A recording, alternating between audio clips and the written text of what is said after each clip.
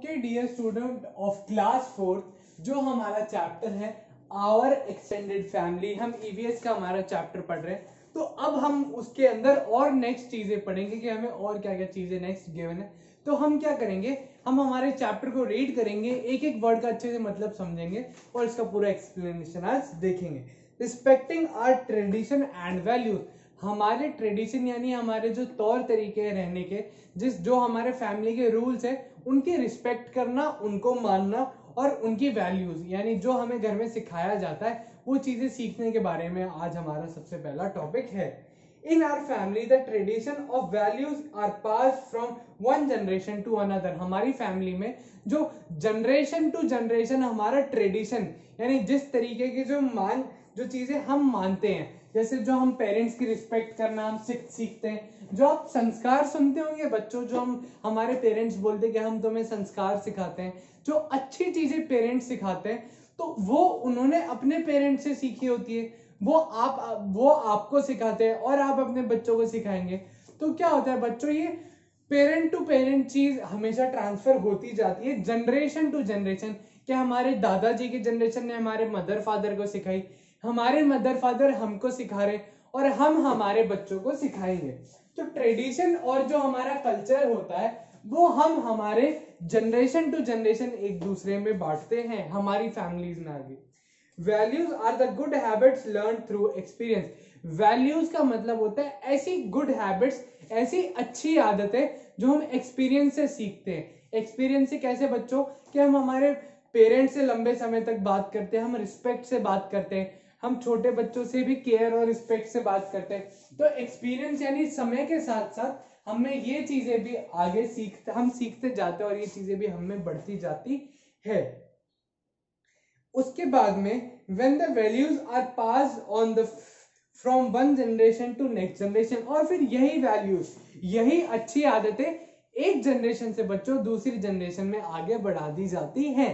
ठीक है, उसके बाद में it becomes a tradition of family, और यही चीज, यही अच्छी आदतें जब एक फैमिली में आगे हमेशा बढ़ाई जाती हैं, हम बढ़ाते जाते तो वो उस फैमिली का ट्रेडिशन बन जाता है। आपने ट्रेडिशन सुना होगा बच्चों, ट्रेडिशन जो हम फॉलो करते हैं, जो हमारे घर वाले हमको सिखाते हैं हमारे फैमिली के बारे में, और वो चीज हम आगे तक फॉलो करते हैं। उसके बाद में बच्चों it becomes our family tradition. Helping each other in family is very important. एक दूसरे की फैमिली में हेल्प करना बहुत ज्यादा इंपॉर्टेंट होता है। Value as this keeps us alive and together. यही चीजें हमको अलाइव, जिंदा और एक साथ रखने में हेल्प करती हैं। इन्हीं चीजों की मदद से हम एक दूसरे से हमेशा जुड़े रहते हैं और इन्हीं चीजों की मदद से हम एक दूसरे से हमेशा कनेक्टेड रहते हैं। ओके बच्चों, we should follow the family values. हमें हमारे फैमिली वैल्यूज जो हमको गुड हैबिट्स फैमिली के थ्रू सिखाई जाती है उनको हमेशा फॉलो करना होता है, हमेशा हमें उनकी केयर करनी होती है, हमेशा उनको हमें फॉलो करना होता है। अब हम क्या करते हैं बच्चों, आप नेक्स्ट पेज पे देखेंगे ना, तो नेक्स्ट पेज पे आपको कुछ पॉइंट्स दिखेंगे। अब हम उन पॉइंट्स को रीड करेंगे, उन पॉइंट्स को समझेंगे कि हमारी गुड वैल्यूज क्या होती है और हमें क्या क्या अच्छी चीजें फॉलो करनी होती है। सबसे first, we must love and support each other in family. हमें हमेशा अपनी फैमिली में यानी हमारे परिवार में एक दूसरे को लव देना चाहिए और एक दूसरे को सपोर्ट करना चाहिए।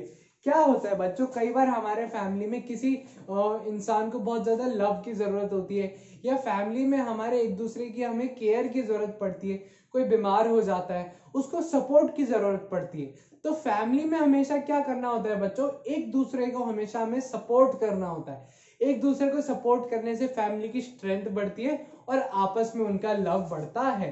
तो ये गुड वैल्यूज हैं जो आज हम समझ रहे हैं। We should help our family member who need our support. हमें हमेशा हमारे फैमिली मेंबर की हेल्प करनी चाहिए जिसे सपोर्ट की जरूरत हो। अगर आपने देखा होगा तो कई बार हमारी फैमिली में कोई मिस हैपनिंग यानी कोई दुर्घटना, कोई ऐसी बुरी चीज हो जाती है जिसमें हमें हमारी पेरेंट्स को, हमें हमारी फैमिली की हेल्प करनी होती है। हमें कभी भी उनको ऐसे टाइम पे अकेला नहीं छोड़ना चाहिए जब उनको सपोर्ट की जरूरत हो, यानी जब उनको सहारे की जरूरत हो ना बच्चों, तो हमेशा हमेशा उनको हमें उनकी हेल्प करनी जरूरी होती है। अगर हम उनकी हेल्प नहीं करेंगे तो कोई उनकी हेल्प नहीं करेगा, तो हमें हमेशा फैमिली का सपोर्ट करना होता है। We should share our work, हमें एक दूसरे से हमारा काम शेयर करना होता है।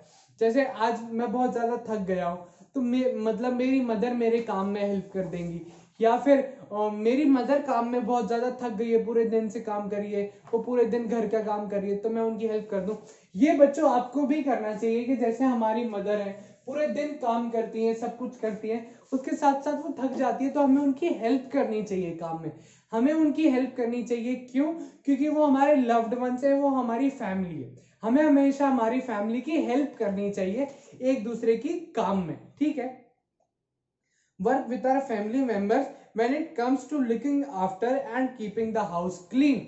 हमारी बुक भी हमें यही सिखा रही है कि जब हमें घर में साफ सफाई करनी हो, आपने देखा होगा कि हम कई सारी चीजें फैला देते हैं, लेकिन उसके बाद में हमारी मदर उसे समेटती है और उसको सब कुछ साफ करती है, ठीक करती है, क्लीन करती है। लेकिन ऐसा नहीं होना चाहिए बच्चों, आपको हमेशा रिस्पॉन्सिबिलिटी लेनी चाहिए, आपको जिम्मेदार बनना चाहिए कि आप हमेशा घर को अपने क्लीन रखें और अपनी मदर को हमेशा हेल्प करें। किस में हेल्प करें बच्चों? क्लीनिंग में। क्यों? क्योंकि वो हमारे लव्ड वंस हैं, उनके काम में हमें हेल्प करना जरूरी है। इसके बाद में who should listen to our parents and family members? We should listen to our parents and family members। हमें हमेशा हमारे पेरेंट्स और फैमिली मेंबर्स की बात हमेशा सुननी चाहिए, ठीक है।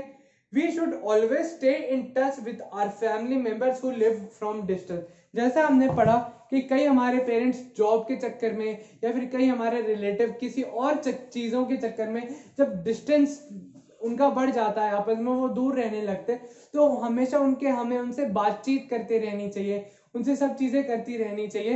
क्यों? क्योंकि वो भी हमारे फैमिली का मेंबर है, भले ही वो हमसे दूर है, लेकिन हमें हमेशा उनकी केयर करनी जरूरी है। तो बच्चों आज हमारा ये चैप्टर यहाँ पे कंप्लीट फिनिश हो जाता है। आप जरूर ये रिमेंबर पॉइंट्स जो है पूरा चैप्टर रीड कीजिएगा और ये भी पॉइंट सारे रीड कीजिएगा।